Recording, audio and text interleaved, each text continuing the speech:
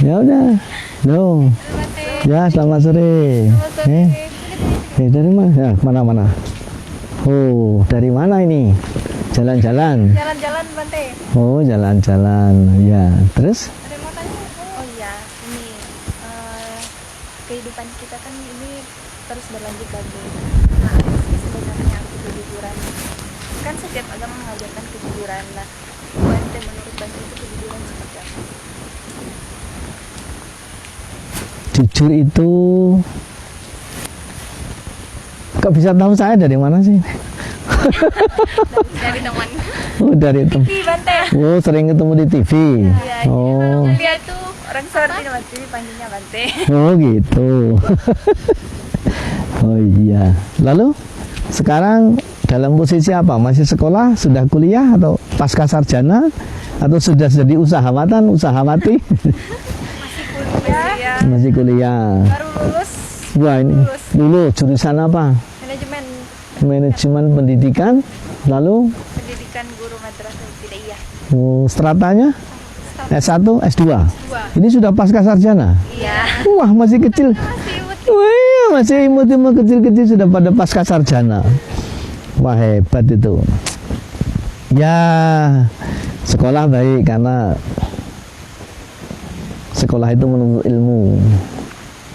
Dan sekarang ini di era masa kini, orang dibutuhkan modal kecerdasan.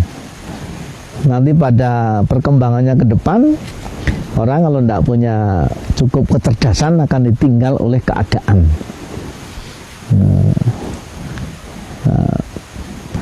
Tapi ingat, ilmu itu harus dibawa ke alam begini.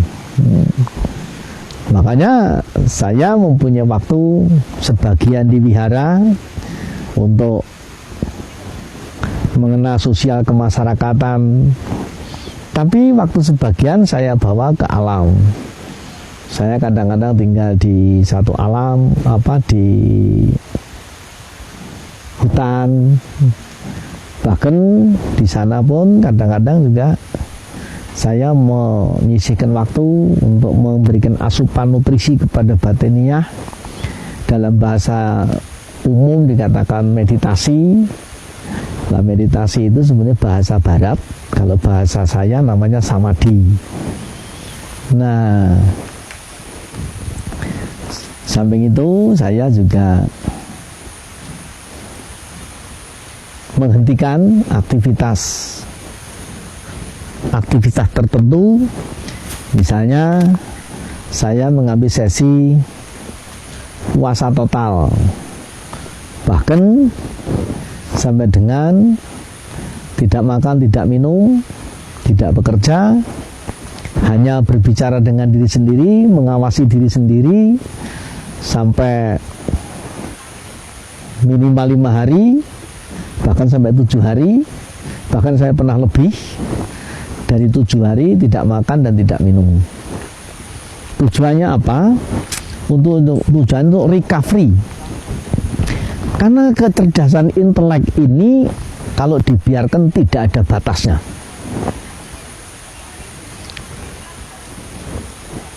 Maka seperti pisau, kalau diasah terus, dia akan menjadi sangat tajam.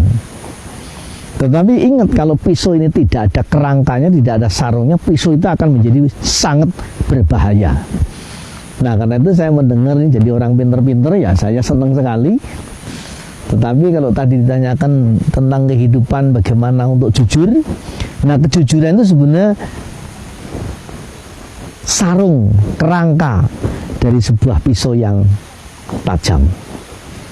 Jadi kalau mau berbicara kata jujur, artinya kejujuran itu kita menyamakan antara berpikir, berucap, dan bertindak. Itulah namanya jujur. Pikiran, ucapan, dan perbuatan, kalau ini satu lini yang sama, itulah yang namanya jujur.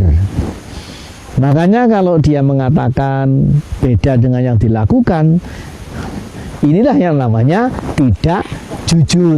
Nah, entah agamanya apa, tapi kalau ditanya tentang kejujuran kualitas dari manusia, dan pada akhirnya nanti akan dicari itu bukan agama, tapi tentang kualitas manusia. Karena satu waktu nanti agama bisa kehilangan kualitas oleh manusia. Karena itu kalau kita berbicara tentang jujur, ya yang namanya kejujuran itu, yang namanya jujur itu adalah apa yang dipikirkan sama dengan yang diucapkan, dan begitulah yang dilakukan.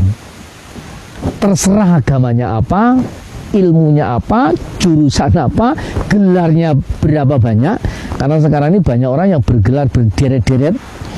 Ini coba SS, S1, S2, S3, S4, S5, S-teler.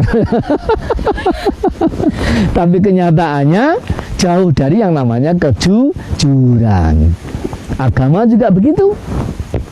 Kadang-kadang sudah lebih gamis dari orang yang beragama, tapi ternyata juga jauh dari yang namanya kejujuran. Itulah yang tadi yang kejujuran. Artinya apa yang dikatakan sama dengan yang dilakukan, dan begitulah yang dipikirkan. Pikiran, ucapan, dan perbuatan. Kesamaan itulah yang namanya kejujuran. Bagaimana? Bisa cocok atau setuju itu enggak? Ada pertanyaan lagi Bante. Apa lagi? Dengan kecerdasan tadi. Kan kata Bante banyak orang cerdas S1 sampai S3, S-teler dan lain sebagainya. Tapi ada orang yang masih sudah kuliah tinggi, terus itu jadi pejabat, tapi masih melakukan hal-hal yang bertentangan dengan aturan agama maupun negara. Itu yang salah itu dari sisi kecerdasannya atau apanya sih? Nah, makanya harus dipisahkan antara otak dan hati. Nah, ada otak itu wilayah intelektual, hati itu wilayah spiritual. Spiritual itu bahasa lainnya adalah rasa. Nah, intelek itu bahasa lainnya adalah kepinteran. Makanya namanya intelek. Nah, intelek itu artinya in itu masuk, telek itu tali ayam, gitu kan. Makanya kalau pinter-pinter tetapi tanpa rasa, ya orang seperti kebanyakan kemasukan tai ayam, kan gitu kira-kira. Nah, itulah sebabnya saya punya kata yang singkat. Jadilah manusia atau jadilah pribadi yang pinter, bener, kober. Apa itu pinter, bener, kober? Pinter artinya secara keilmuan, bener artinya secara kebenaran, kejujuran hingga bisa diterima banyak kalangan, kober artinya peduli atau entengan. Apakah ini pernah ada di dunia masa kini orang seperti itu? Meskipun tidak sepenuhnya, mungkin ada kekurangannya, tetapi itu sudah bisa dijadikan gambaran antara pinter, bener, kober. Kalau kaum muslim mesti kenal, bangsa Indonesia pasti kenal. Siapa itu? Namanya Gus Dur.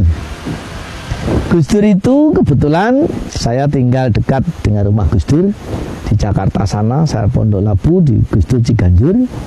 Kemudian juga bersahabat sejak zaman lama, sama-sama berasal dari Jawa Timur. Saya dari Kediri, kemudian Gus Dur dari Jombang. Sama jadi dia aktivis sosial dari tahun-tahun 80-an. Nah, apa yang menarik? Gus Dur itu orangnya cerdas. Kecerdasannya Gus Dur tidak diragukan. Yang kedua, orangnya benar. Artinya kebenarannya itu bisa diterima oleh banyak kalangan. Terbukti, kalau Gus Dur datang ke masjid-masjid disambut gegap gempita, dia memang kiainya. Tapi kalau dia datang ke gereja disambut sama orang Kristen. Datang ke wihara biku-biku, umat Buddha menyambut kedatangannya. Kalau Gus Dur datang ke saya, yang sibuk ya biku-biku dan saya sendiri.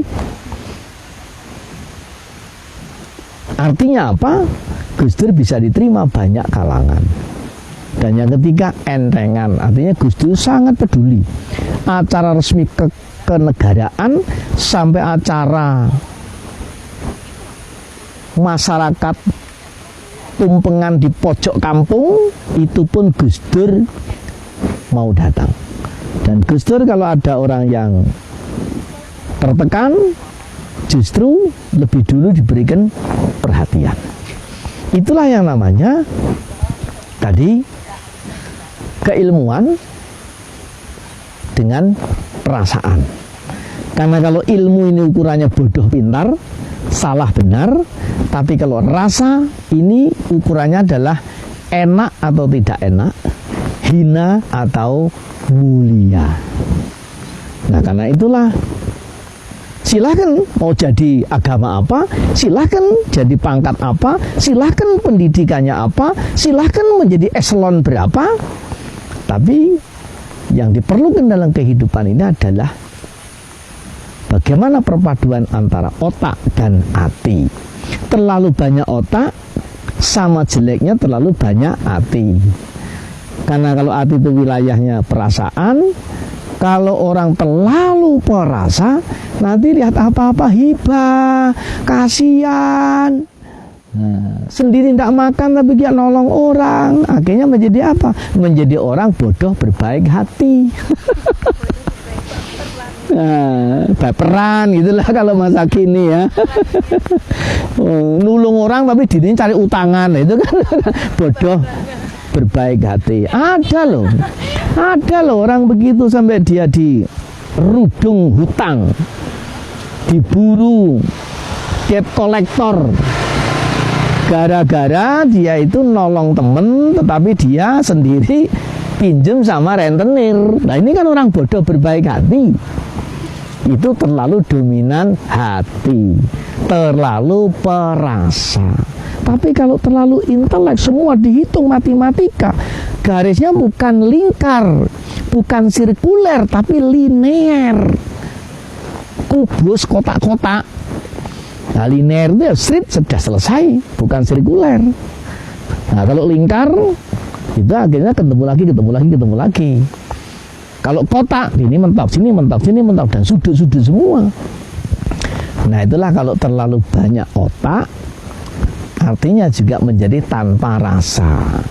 Kalau ketemu dikabari temennya ada kesusahannya, biarin toh, itu memang sudah karmanya. Nah, itu kan artinya kehilangan peduli.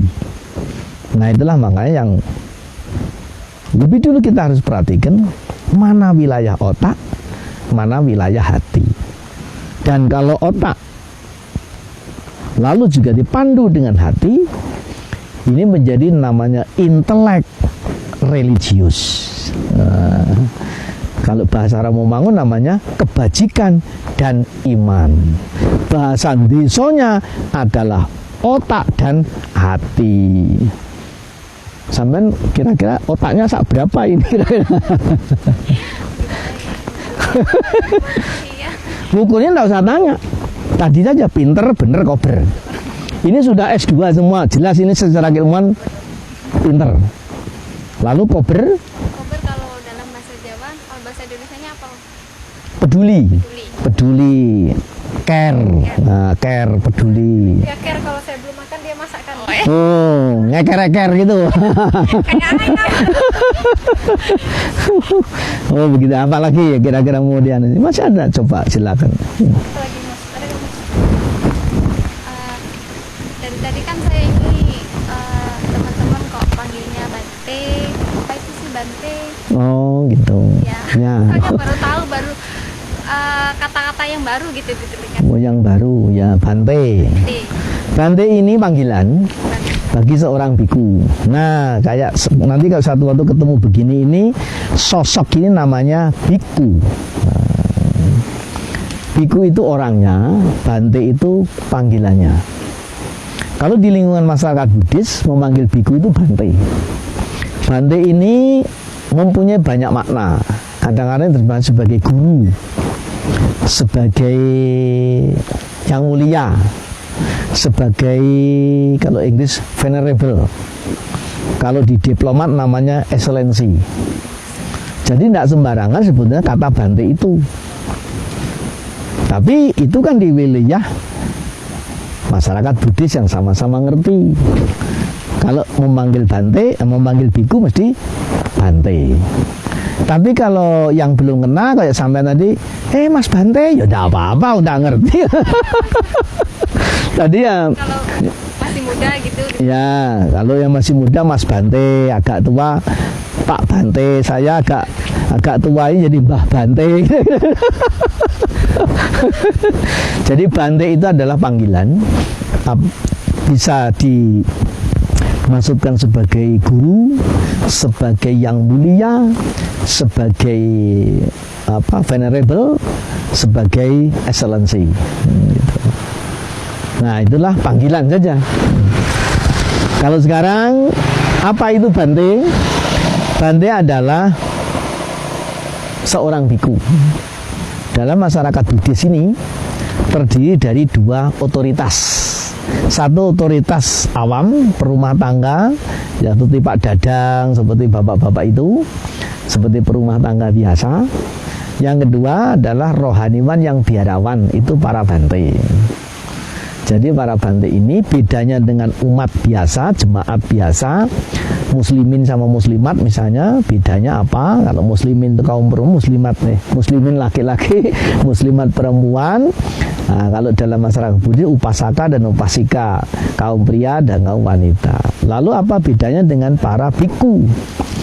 Biku artinya mereka yang sudah meninggalkan kehidupan rumah tangga.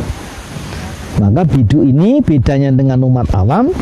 Kalau umat awam dia bertekad menjaga 5 sila, tidak membunuh, tidak mencuri, tidak berzina, tidak bohong, tidak mabuk.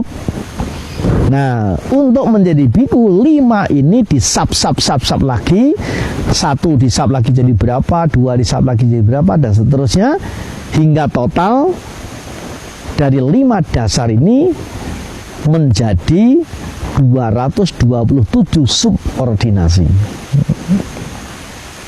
Jadi Bante ini taat, artinya yang membedakan dengan umat awam adalah 227 sila. Nah, 227 sila itu apa saja? Kalau pengen tahu ya jadi biku sendiri. Tapi bisa disingkat menjadi 3 at. Yang pertama taat, yang kedua kuatirakat, yang ketiga selibat. Selibat artinya tidak menikah. Karena itu Bante ini ya tidak punya bu Bante. Nah, yang kedua taat artinya patuh hukum. Hukum itu ada hukum adat, hukum negara, dan hukum alam semesta. Makanya para Bante banyak yang tinggal di wihara-wihara hutan. Jadi ya hutan begini dibangunin wihara, ya kadang-kadang bangunan permanen, semi permanen, ada yang beberapa tinggal di bawah pohon atau di goa-goa. Dengan hidup menyatu alam semesta, dia merawat, menjaga, tunduk, patuh pada hukum alam. Itu makanya dia bisa bertahan. Sebab barang siapa yang bekerja sesuai dengan hukum, dia akan di tempat yang pasti dan aman. Tapi barang siapa yang bekerja menyimpang dari hukum, dia akan menjadi korban keadaan. Itu hukum alam, hukum negara, atau hukum adat. Nah, yang ketiga kuatirakat. Nah, kuatirakat artinya para Bante ini cara makannya dibatasi. Ada 2 pilihan. Satu namanya vegetarian, yang kedua namanya atasila. Kalau vegetarian yang dibatasi jenis makanannya, hanya makan sayur tanpa daging. Itulah vegetarian atau VG sekarang ini. Yang kedua adalah atasila. Atasila yang dibatasi waktu jam makan. Dalam 24 jam, para Bante yang memilih cara atasila ini, waktu makannya hanya 6 jam. Dari jam 6 pagi sampai jam 12 siang waktu setempat. Selebihnya itu tidak makan lagi sampai esok hari. Itulah yang namanya kuat tirakat. Tirakat itu artinya puasa, mengendalikan diri. Puasa itu bukan hanya berhenti tidak makan atau menunda jam makan, tapi bagaimana mengendalikan diri ini, gitu. Jadi kalau dalam satu hari tadi sampai dengan jam 12 siang waktu setempat belum mendapat makan, ya menunggu sampai besok. Nah, karena itu kalau ada acara-acara lalu panitia ngundang Bante dan waktunya sore hari, itu artinya panitia cerdas. Dia paling tidak sudah bisa menghemat biaya ongkos makan Bante. Nah, itulah yang membedakan kalau ditanya apa itu Bante. Bante adalah sebuah sebutan. Kalau biku adalah seseorang yang memilih jalan hidupnya dengan tekad 3 taat, kuat tirakat, selibat. Selibat artinya tidak menikah. Karena kamu deket-deket saya aman aja, nggak apa-apa. Nah, kalau ada yang tanya, wah ada pesawat, nggak apa-apa dah. Ini kan mumpung ketemu. Jika belum tentu kita bisa ketemu. Saya tadi juga, ini dari mana? Apa orang? Kok kecil-kecil ternyata sudah S2. Saya saja S1, Dhamma Subuh. Lu S-nya 1 saya. Ini S-nya 2 ya Pak, sudah. Dokter, belum dokter ya. Amin. Ya. Nanti kan sebentar lagi kan tinggal nambah saja, sudah pasca sarjana S3 kan doktoral. Jadi katanya mau ngambil lagi dokter. Mau. Nah iya kan. Ya baik, barangkali ada apa mau naik lagi? Apa lagi? Sudah cukup? Ya, terima kasih. Terima kasih. Ya, saya ucapkan selamat baru lulus Doakan kami sukses. S2. Oh ya, sukses. Sukses. Sukses yang double S. Orang sukses yang double S itu sebenarnya bukan hanya double S, bukannya triple S. Kalau menurut saya adalah 5S. Harus 5S. Apa itu? Pertama, cerdas. Yang kedua, kerja keras. Yang ketiga, totalitas. Yang keempat, ikhlas. Dan yang kelima, waras. Cuma kalau semuanya ada yang waras lagi. Nah, iya kan itu. Itu covernya itu, hard covernya ya waras ini. Iya Pak, enggak. Ya, jadi ingat itu. Orang sukses dengan 5S. Cerdas, kerja keras, totalitas, ikhlas, waras. Cerdas tidak kerja keras, nihil. Hanya teori. Tapi kerja keras tidak cerdas, habis modal tanpa hasil, banyak dibodohi orang. Karena dia nggak punya perencanaan yang matang. Kalau sudah cerdas, kerja keras harus totalitas. Mengerjakan sesuatu, kalau hanya setengah hati, hasilnya setengah jadi. Makanya fokus. Nah, yang keempat, ikhlas. Kita harus berpikir hasilnya, tidak hanya berpikir hasilnya. Hasil itu akan mengikuti. Yang menentukan adalah langkah awalnya. Orang hanya berpikir sekarang ini beda dengan generasi dulu. Generasi dulu dia jadi sukses itu dia belajar dari pengalaman, berguru pada kejadian. Makanya dulu namanya magang. Tidak perlu dibayar, Pak. Pokoknya ikut saudara-saudara yang sudah bekerja, yang sudah jadi pengusaha sukses. Nah, anak sekolah juga begitu, ikut Pak D guru, Budi guru, yang guru, begitu dulu. Nah, tapi sekarang ini kan enggak. Begitu sudah merasa sekolah, pegang ijazah, yang dipikir adalah kalau bekerja, belum tahu kualitasnya sudah menentukan salary-nya. Nah, ini yang kadang-kadang bikin stres keadaan masa kini. Nah, itu artinya apa? Dia tidak ikhlas. Nah, Padahal kalau kita melakukan apa saja dengan tulus dan ikhlas, nanti kita akan menjadi feedback sesuai dengan apa yang kita lakukan. Itu sudah hukumnya. Dan belajarlah dari alam semesta ini. Pohon-pohon, buah-buahan ini, hukumnya adalah barang siapa memberi mendapat lebih banyak. Coba di sini ada sumur mata air di sana itu. Sumur semakin banyak memberikan airnya, semakin sehat. Coba kalau sumur tidak diambil airnya, tak lama dia akan beracun, mengandung gas dan mematikan. Tapi sumur semakin dipakai airnya, semakin sehat, semakin bersih, semakin banyak dikunjungi orang. Nah begitu kita, makanya orang entengan, orang peduli, orang care, itu akan lebih nampak daripada yang lain. Makanya Gus Dur ya nggak mudah dicarikan gantinya, karena banyak orang yang kemampuannya sebanding dengan Gus Dur, tapi kepeduliannya belum tentu sama dengan Gus Dur. Nah, contohnya begitu. Nah itulah yang namanya sukses itu butuh 5S. Dan yang kelima namanya waras. Harus waras. Harus waras ya. Ya baik, terima kasih. Ya, ini satu kosan. Beda kan? Sekosan. Sekosan. Oh, numpang.